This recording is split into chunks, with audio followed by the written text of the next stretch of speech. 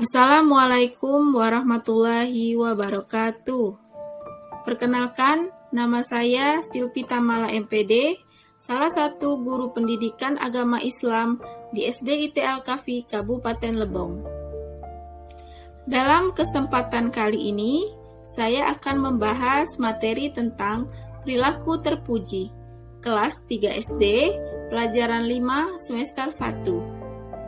Adapun tujuan pembelajaran, pertama, menjelaskan perilaku dan contoh tawadu, ikhlas, dan memohon pertolongan pada Allah Subhanahu wa Ta'ala.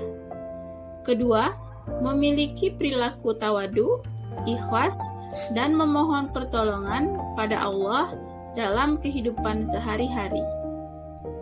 Perilaku terpuji yang pertama yaitu tawadu. Masih ingat sifat wajib Allah, yaitu qiyamuhu binafsihi. Artinya, Allah berdiri sendiri atau tidak membutuhkan pertolongan makhluknya. Sementara itu, kita manusia sangat bergantung sepenuhnya pada Allah Subhanahu wa Ta'ala. Untuk membuktikan bahwa kita taat kepada Allah, kita harus mempunyai sifat tawadu. Tawadu artinya rendah hati, patuh, tidak membanggakan diri atau sombong di hadapan Allah Subhanahu wa Ta'ala. Bagaimana cara kita bersikap tawadu?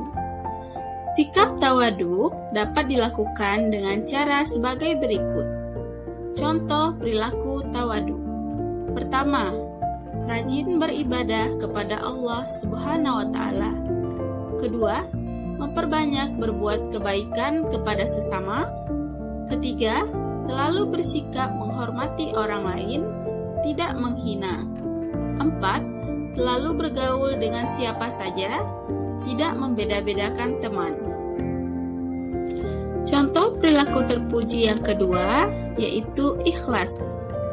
Ikhlas dalam arti bahasa adalah bersih, murni tanpa tercampur apapun. Dengan demikian, pengertian ikhlas dalam perbuatan adalah pembersihan perbuatan dan pamrih atau pujian manusia. Ikhlas dalam perbuatan hanya mencari keridhaan Allah Subhanahu wa Ta'ala. Segala sesuatu yang kita lakukan harus ikhlas, antara lain. Pertama, melaksanakan ibadah harus ikhlas agar kita mendapatkan ridho Allah Subhanahu wa Ta'ala. Kedua, belajar juga harus ikhlas agar ilmu kita bermanfaat. Ketiga, membantu orang tua harus ikhlas. Perilaku terpuji yang ketiga yaitu memohon pertolongan.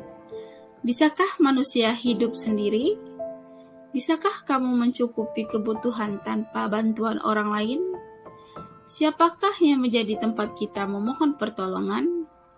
Dalam Quran Surat Al-Fatihah ayat 5 berbunyi, Iyyaka na'budu wa iyyaka nasta'in. Artinya, hanya kepada Engkaulah kami menyembah, dan hanya kepada Engkaulah kami memohon pertolongan. Lalu, apa yang harus kita lakukan? Kita harus memohon pertolongan kepada Allah Subhanahu wa Ta'ala agar yang terjadi kepada kita adalah kebaikan. Contoh perilaku memohon pertolongan. Pertama, berdoa sebelum dan sesudah belajar agar Allah melimpahkan ilmu yang bermanfaat.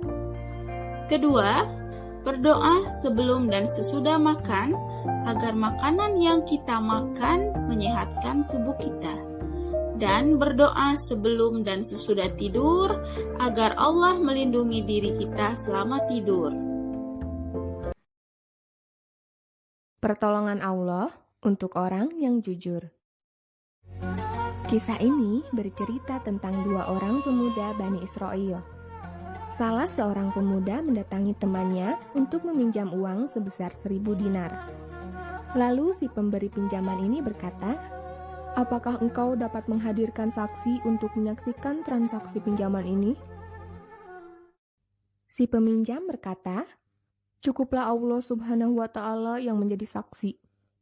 Si pemberi pinjaman setuju dengan perkataan temannya yang hendak meminjam uang, namun masih ragu sehingga ia pun berkata, "Apakah engkau dapat menghadirkan seorang penjamin yang dapat menjamin kembalinya pinjamanku?" Si peminjam pun berkata, "Cukuplah Allah Subhanahu wa Ta'ala sebagai penjamin." Si pemberi pinjaman ini berkata kepada temannya, "Engkau benar, baiklah, aku akan memberi pinjaman 1.000 dinar kepadamu, dan engkau berjanji akan mengembalikannya pada waktu yang telah ditetapkan." Tak lama setelah peristiwa itu, si peminjam uang berkelana menyeberang lautan untuk mencari nafkah. Akhirnya, tiba waktunya yang telah disepakati mereka berdua untuk pengembalian hutang. Si peminjam uang adalah seorang pemuda yang jujur. Dia menepati janjinya dengan mengumpulkan uang untuk dikembalikan kepada temannya. Akan tetapi, hingga waktu yang telah ditentukan, ia tidak berhasil mendapatkan perahu ataupun kendaraan untuk pulang dan membayar hutangnya.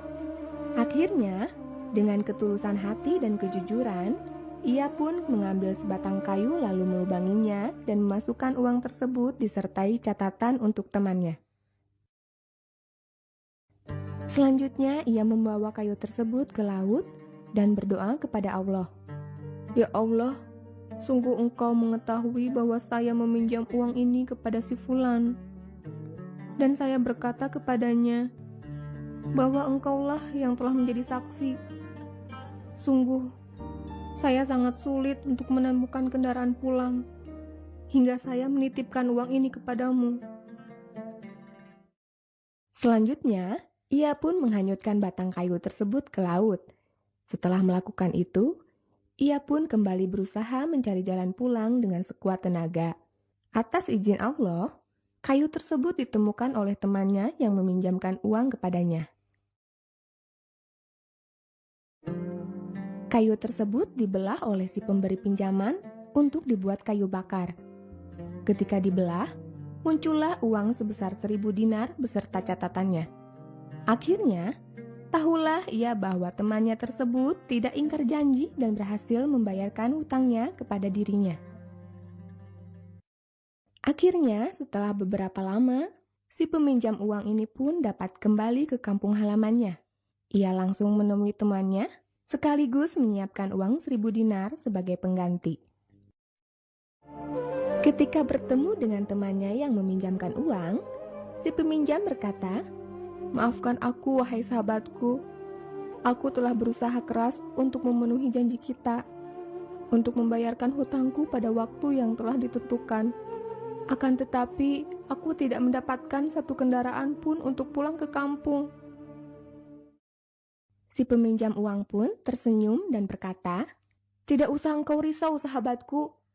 Engkau adalah orang yang jujur dan menepati janjimu. Aku menemukan uang dan catatan yang engkau masukkan ke dalam sebuah batang kayu. Sungguh engkau telah berkata benar. Allah lah yang menjadi penjaminmu."